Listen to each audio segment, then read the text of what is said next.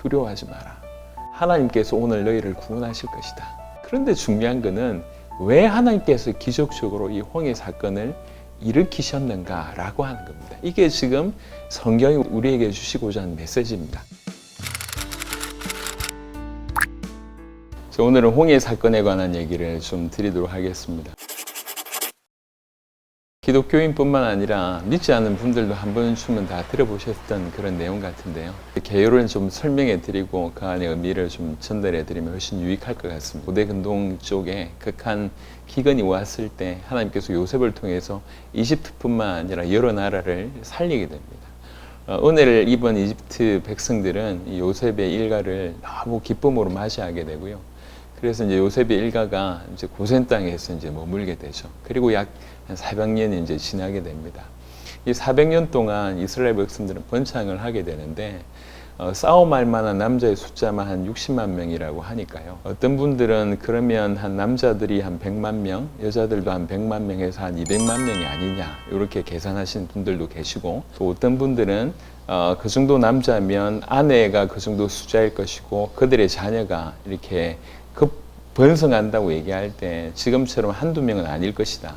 뭐 3명, 4명, 5명, 6명도 충분히 될 수 있다.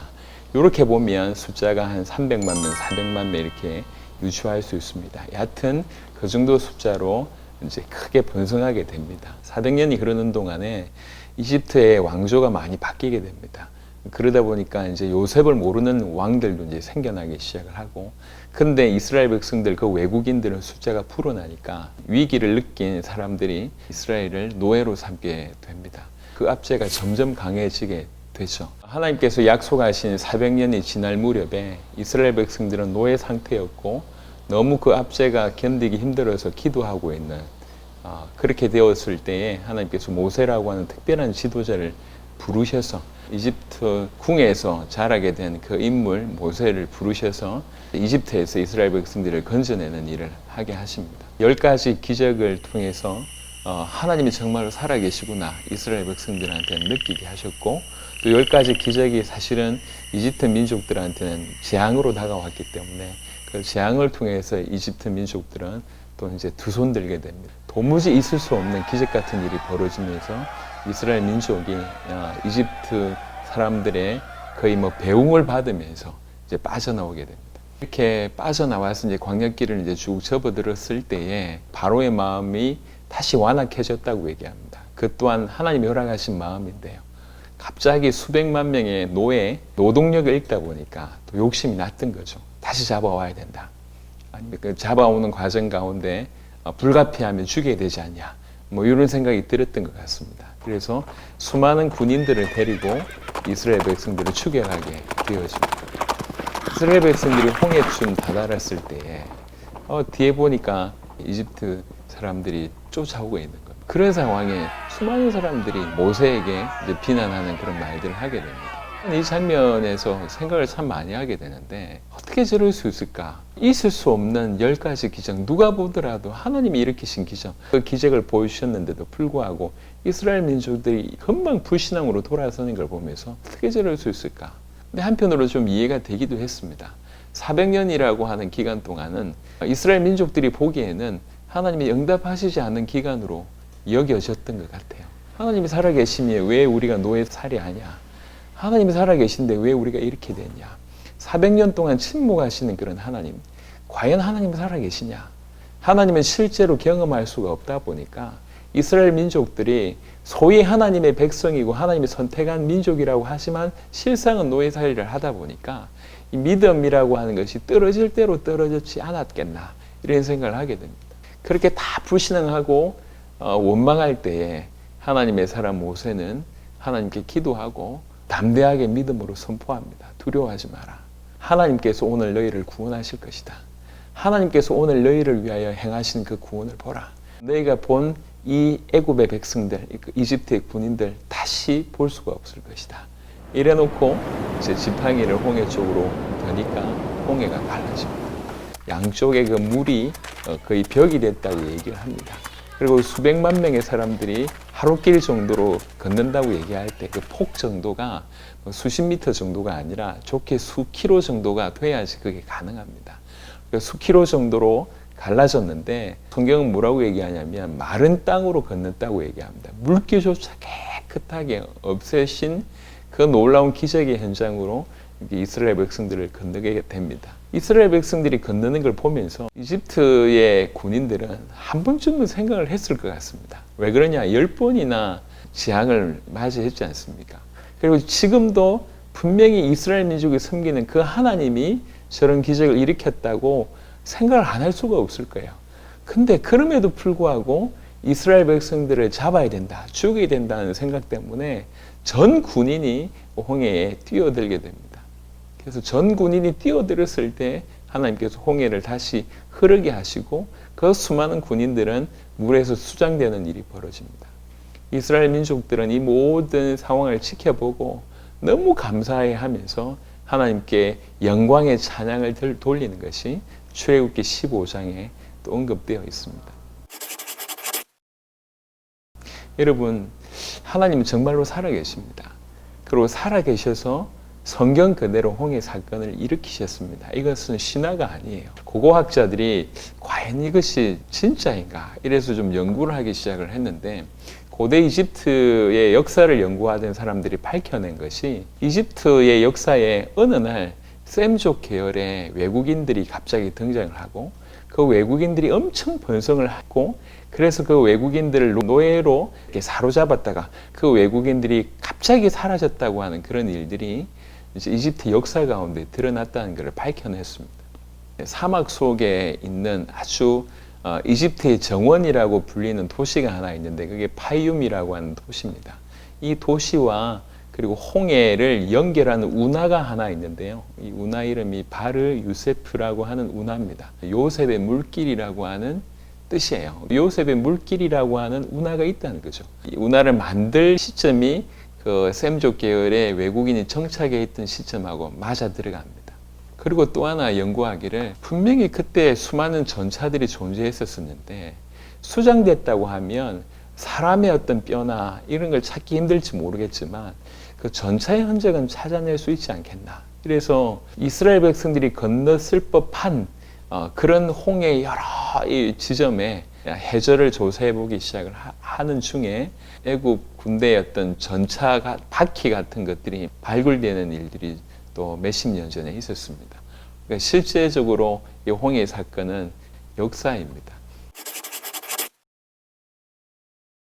중요한 것은 왜 하나님께서 기적적으로 이 홍해 사건을 일으키셨는가라고 하는 겁니다. 이게 지금 성경이 우리에게 주시고자 하는 메시지입니다.